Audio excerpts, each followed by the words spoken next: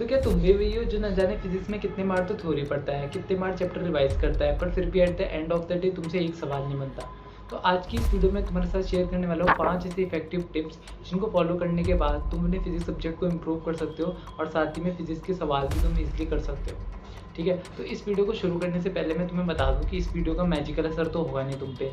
तुमने आज ही वीडियो देखी और इस वीडियो को देखने के बाद तुमसे सारे सवाल बन जाएंगे। ठीक है, तो पेन और कॉपी लेके बैठ जाना अगर तुम्हें नेसेसरी लगता है, और जितनी मैं टिप्स बताऊंगा उनको प्लीज़ लिख लेना और फॉलो करने की कोशिश करना। ठीक है, starting from tip number 1 is that you are actually starting a wrong chapter. तो यार अगर तुमने अगर फिजिक्स को ऑब्जर्व किया होगा ना थोड़ा सा भी, तो तुम्हें ये बात तो पता लगी होगी कि फिजिक्स में जितने भी चैप्टर्स होते हैं ना मेरे, वो सारे एक दूसरे के साथ इंटरकनेक्टेड होते हैं। यानी कि बेसिक सा मतलब क्या है इसका, देखो एक सिंपल सा एग्जांपल देता हूँ। अगर तुम्हें मैग्नेटिज्म समझना है ना, तो तुम्हें यार करंट अच्छे से आना चाहिए। अगर तुम्हें इलेक्ट्रोस्टैटिक पोटेंशियल एंड कैपेसिटेंस समझना है, तो तुम्हें इलेक्ट्रिक चार्जेस एंड फील्ड आना चाहिए। अगर तुम्हें मैकेनिक्स अच्छे से समझनी है ना, तो तुम्हें हर चैप्टर को समझना पड़ेगा। आई होप तुम्हें समझ में आ चुका होगा। अगर तुम्हें थर्मो समझनी है, तो तुम्हें केटीजी भी आनी ही पड़ेगी। ठीक है, इसका मतलब क्या है, फिजिक्स में हर चैप्टर कहीं कहीं ना कहीं दूसरे चैप्टर से कनेक्टेड है। फिजिक्स में कॉन्सेप्ट रिपीट होते रहते हैं। तो तुम अगर मान लो तुमने आज सोचा कि मैं आज भैया ऑस्किलेशन पढ़ूंगा, या सॉरी आज मैं अगर वेव्स पढ़ूंगा, वेव्स लेट से तुमने बोला कि मैं आज वेव्स पढ़ूंगा, एंड तुमने अगर ऑस्किलेशन ही अच्छे से नहीं कर रखा होगा, तो तुम्हें वेव्स तो कुछ समझ नहीं आएगा।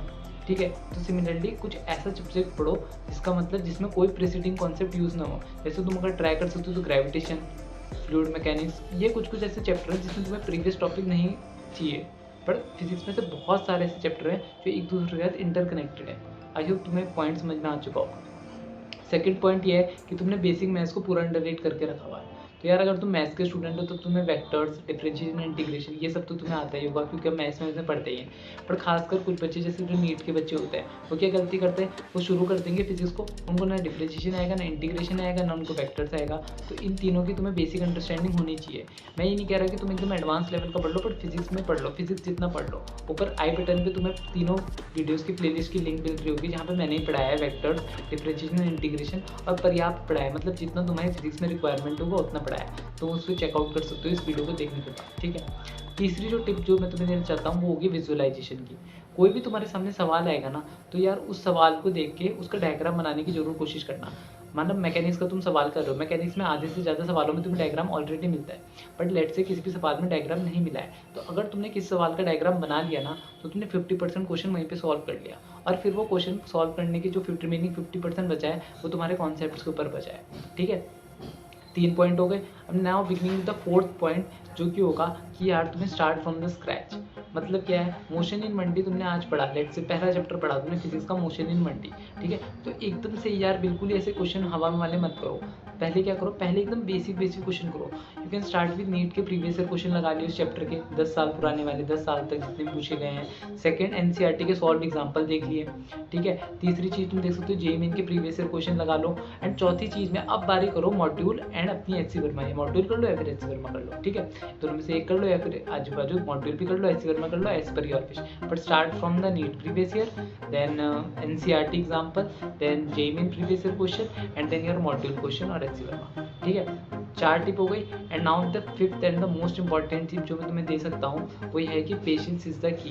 यार ऐसा मत सोचना कि मैंने आज ये वीडियो देख ली है, मैंने एक चैप्टर पढ़ लिया है, तो अब मैं 30 मार्क खान बन चुका हूँ फिजिक्स का, और अब मेरे से हर सवाल हो जाएंगे। नहीं यार, ऐसा बिल्कुल भी नहीं होगा। सबसे पहले नीट प्रीवियस ईयर, उसके बाद जाके with NEET previous year NCERT solve example, JEE Main previous year question, उसके बाद जाके मॉड्यूल, और इसके बाद भी हो सकता है कि तुम्हें मॉड्यूल और एचसी वर्मा के क्वेश्चन ना आए, कोई गारंटी नहीं है यार। मैं ये नहीं कहता इस वीडियो के बाद तुम 10 में से 10 सवाल कर लोगे, पर आज अगर तुम 10 में से 1 कर पा रहे हो, 10 में से 2 कर पा रहे हो, इन टिप्स को फॉलो करना, तुम 10 में से 6 से 7 सवाल कर सकते हो।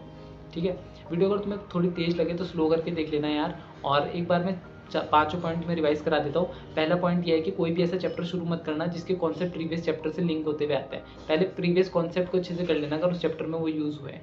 सेकंड टिप जो है वेक्टर्स, डिफरेंशिएशन एंड इंटीग्रेशन, इन तीनों को पक्के से कर लो। ठीक है, एंड तीसरी जो टिप है, क्वेश्चन को विजुअलाइज करो। कोई भी क्वेश्चन होता है उसको डायग्राम में तोड़ने की कोशिश करो। चौथी टिप जो है एकदम बेसिक से शुरू करो, नीट प्रीवियस ईयर, फिर एनसीईआरटी के सॉल्व एग्जाम्पल, उसके बाद जेईई मेन के प्रीवियस ईयर क्वेश्चन, उसके बाद मॉड्यूल के क्वेश्चन। ठीक है, एंड द फिफ्थ टिप है पेशेंस इज द की।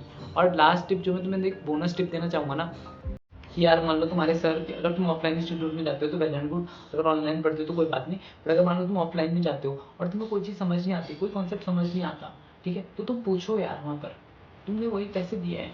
ऐसा मत सोचो यार कि मेरा दोस्त क्या कहेगा, मेरा ये क्या कहेगा, तुम पूछो।